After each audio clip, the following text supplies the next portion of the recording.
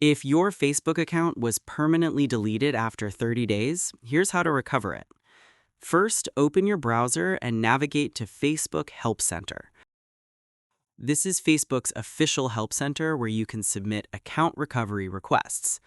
Once you're on the support page, then select Account Settings from the menu. Scroll down until you see the Was This Helpful section. Click No, then select Other to open a custom support form. Now, in the text box, you need to explain your situation clearly.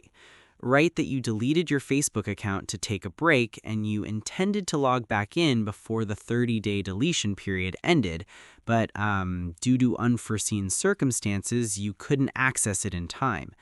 State that your account is now permanently deleted and you want to recover it immediately.